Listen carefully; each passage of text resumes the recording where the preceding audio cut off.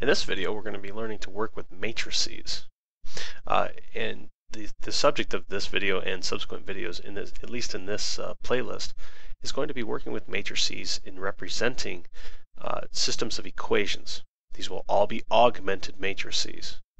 And so if you are in a linear algebra and you're looking for some hints as to what to do with square matrices, determinants, that sort of thing, you will need to look elsewhere. I apologize. It's been many, many years since I've had linear algebra, and I don't remember a lot of the things that go along with it.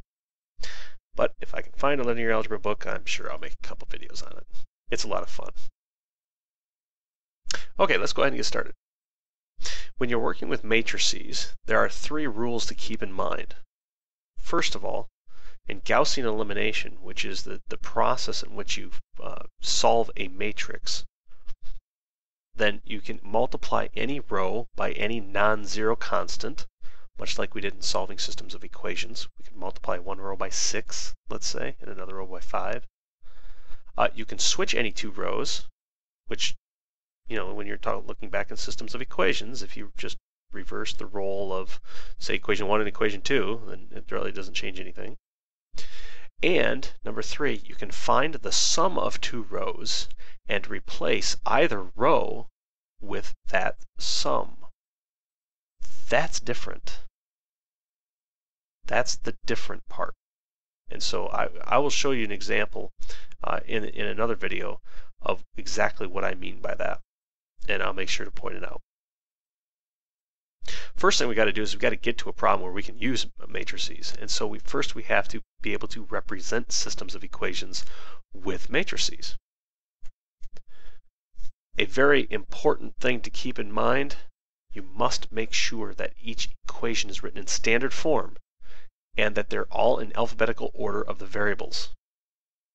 When we convert this system to a matrix, we will not have coefficients. And if you mix and match columns, you will end up messing up the matrix. You'll still get an answer, but it will be wrong, unless you have a very, very special matrix. So we need to represent the system as a matrix. Here's how we're going to do that. First things first, matrices are held in brackets. This distinguishes them from other forms of, say, piecewise functions, where they have a brace or a set of functions. This is a structure. It is an array. We have rows. Rows go across. And so we could have a row here and a row here. You can have as many rows as you need. And up and down are the columns. As we build this matrix, what you're going to find is that you have one more column than rows.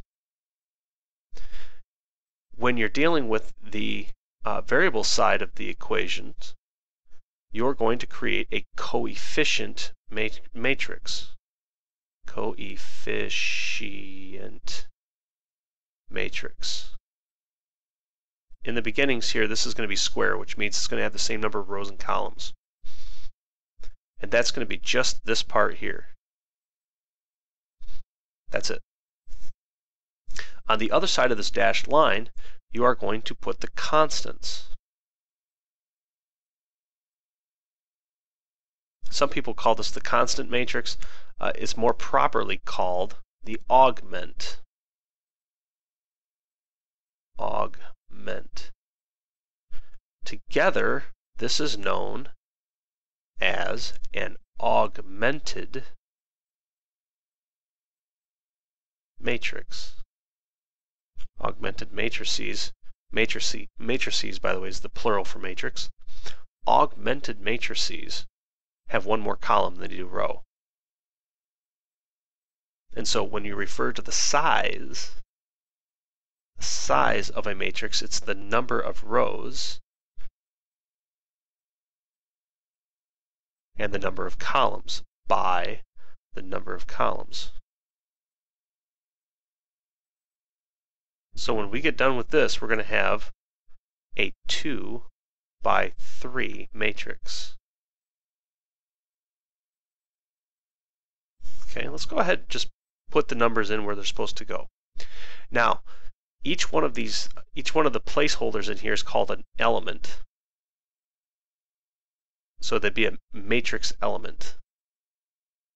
Now, wherever you see the placement of the coefficient in the system, once the system is set up in proper standard form in alphabetical order, it's the same placement. So this is going to be row 1 in equation 1, column 1, the x, is going to be -1 for that coefficient. We're just going to put the coefficient, not the variable. In the second, you take the sign and the coefficient here, and it's going to be 3y. Finally, you have the constant value of 2. On the second equation, you have a lead coefficient there of 1. You have a coefficient on the y of 29. And you have a constant of -10. And it looks just like the system. The only difference is there's no variables. So we don't have to think about that till the end. This is how you convert a system of equations into a matrix form. Some people find the matrices to be much easier to deal with.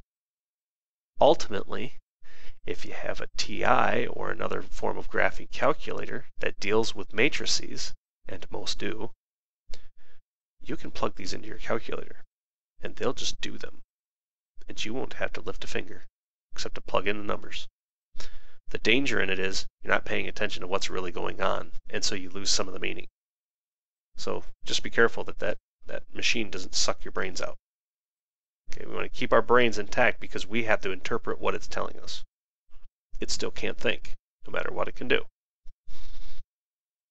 In the next video, I'm going to go through how you might solve one of these by hand. In fact, I will choose to solve this exact one by hand.